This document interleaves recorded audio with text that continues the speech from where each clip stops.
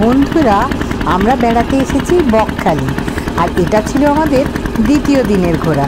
দ্বিতীয় দিনে আমরা বোটে করে গিয়েছিলাম লুধিয়ানা আইল্যান্ড এবং ভগবতপুর ক্রোকোডাইল প্রজেক্ট। এই যে নৌকো করে আমরা যাচ্ছি, অসাধারণ দৃশ্য। আমাদের এখন ফেরার পালা। আগের পর্বে আমরা দেখেছিলাম এই ভগবতপুর ক্রোকোডাইল প্রজেক্ট দেখা এবং লুধিয়ানা আইল্যান্ড, সপ্তমুখী নদীর সপ্তমুখী অংশটা দেখার। আমরা চওড়া নদী, নৌকোবিহার সব দেখিয়েছি। এবার আমাদের ফেরার পালা। দ্বিতীয় দিনে আমরা এবার ফিরছি।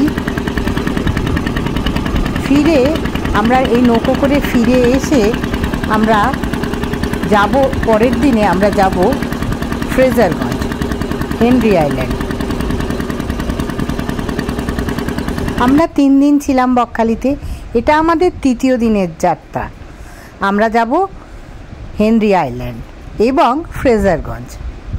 তো চলুন যাই, এখন ছবি তোলার পালা। আমার স্বামী, মেয়ে এবং আমরা 3 জনে গিয়েছিলাম।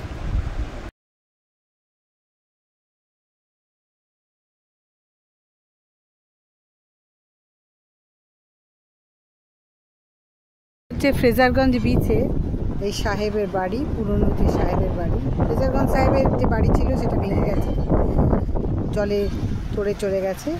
এটা পরবর্তী ফ্রেজারগঞ্জ সাহেবের যে বন্ধু, তার বাড়ি, ভগ্ন অবস্থায়। আর এই হচ্ছে বিচে যাওয়ার রাস্তা।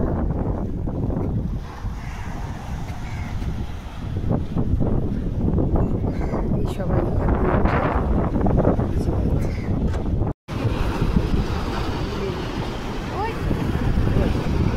আমরা এখন দাঁড়িয়ে আছি ফ্রেজারগঞ্জ বিচে।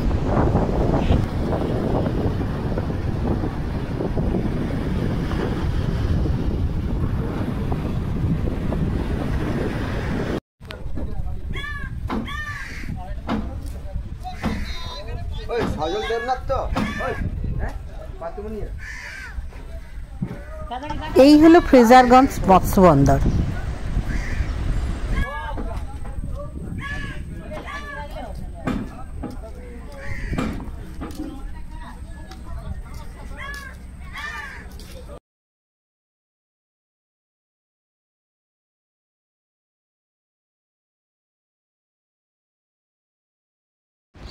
মৎস্য বন্দর দেখার ফাঁকে নিজেরা একটু ছবিও তুলে নিলাম। বেড়াতে এসেছি, ছবি তুলবো না, তাই কি কখনো হয়? এই সুযোগ কি ছাড়ি? আমরা চলে এসেছি হেনরি আইল্যান্ড। এই হেনরি আইল্যান্ডের এই যাবার পথ। এখন চলো আমরা সামনে এগোতে থাকছি, দেখাতে থাকবো, সঙ্গে থাকো। এই সতর্কীকরণ দেওয়া আছে যাতে চোরা বালি আছে এই হেনরি আইল্যান্ডে। এই চোরা বালি যাতে এড়িয়ে মানুষ নিরাপদভাবে বেড়াতে পারে, সেই ব্যবস্থার জন্য এটা সতর্ক করা হয়েছে মানুষকে।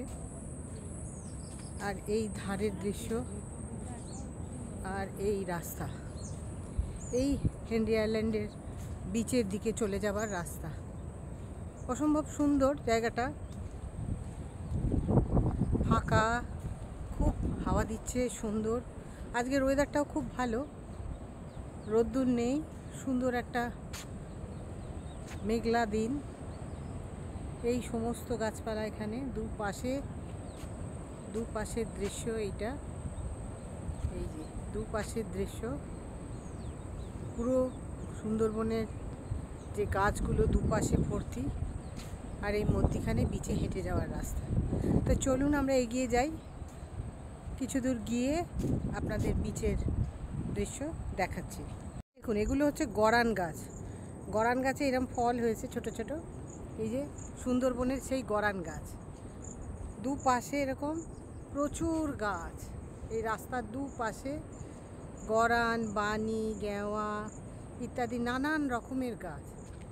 সুন্দরবন অঞ্চলে যে সমস্ত গাছ আমরা দেখতে পাই, এখানেও সেই একই সুন্দরবনেরই অঞ্চলভুক্ত। তো এই দেখুন, এই গরান গাছের এই ফল ছোট ছোট ধরেছে, এই গরান গাছ। এই আমরা সমুদ্রের ধারে এসে গেছি, দুপাশে এই রকম গাছ। এরকম জঙ্গলাকীর্ণ অবস্থা। আর এই মাঝের রাস্তা দিয়ে এই আমাদের হেনরি আইল্যান্ডের বিচের রাস্তা। বকখালি ঘুরতে এসে একটা জিনিস আমি বুঝতে পেরেছি যে বকখালিকে যদি একটু পরিষ্কার পরিচ্ছন্ন করে পর্যটকের আকর্ষণ করার জন্য ব্যবস্থা করা যায় তাহলে কিন্তু বকখালি একটা মনোরম পর্যটন স্থল হয়ে ওঠে এবং দীঘার সমতুল্য হয়ে ওঠে। কিন্তু বকখালিতে এখনো পর্যন্ত সেই মানে উপযুক্ত কেয়ার নেওয়ার একটা অভাব চোখে পড়ল।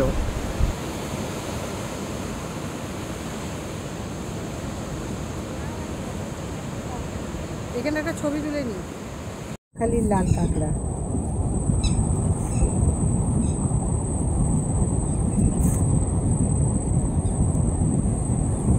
কাঁকড়া ধরা হচ্ছে এই মাত্র, এই ধরে এরা হাঁড়িতে রাখছে। হেনরি আইল্যান্ডে ঘুরতে এসেছি, ছবি তুলবো না তা কি হয়? একটু ছবি তুললাম হেনরি আইল্যান্ডে।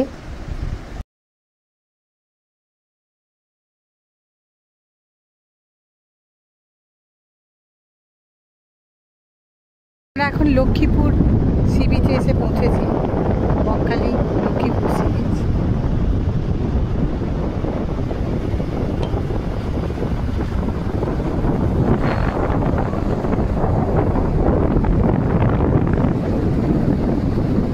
ওই দূরে লোক দাঁড়িয়ে আছে যেখানে, ওটা হচ্ছে বকখালি বিচ। এই দেখুন, এটা হচ্ছে বকখালি বিচ। আমরা এখন নিজেরা দাঁড়িয়ে আছি লক্ষ্মীপুর সি বিচ।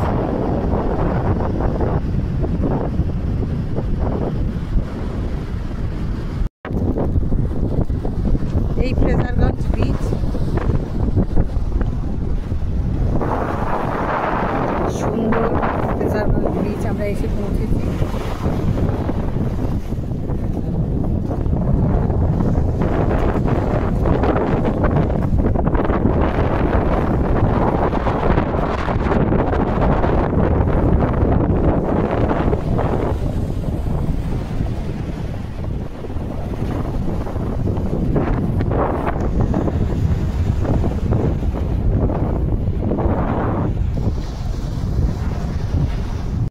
এই দূরে যে একটা দেখা যাচ্ছে হালকা মতো একটা, ওটা হচ্ছে জম্বুদ্বীপ। হ্যাঁ, জম্বুদ্বীপ। আর ওই দিকটা হচ্ছে মৌসুমী। এই পাশে এই যে একটা হালকা সবুজ মতো দেখা যাচ্ছে দূরে, ওটা হচ্ছে মৌসুমী আইল্যান্ড, তাই তো? আর এটা, আর এই মাঝের জায়গাটা দিয়ে সোজা বেরিয়ে গেলে গঙ্গাসাগর যাওয়া যায়। এই হচ্ছে জম্বুদ্বীপ। এই সমস্ত মাছ ট্রলার থেকে নেবে এইখানে রাখা হয়। এই জায়গা যেখানে সমস্ত মাছ ট্রলার থেকে নেবে রাখা হয়।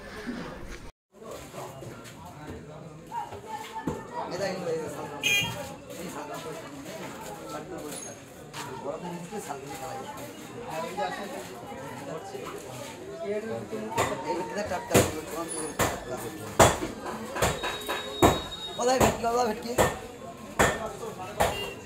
550 টাকা আর ইলিশ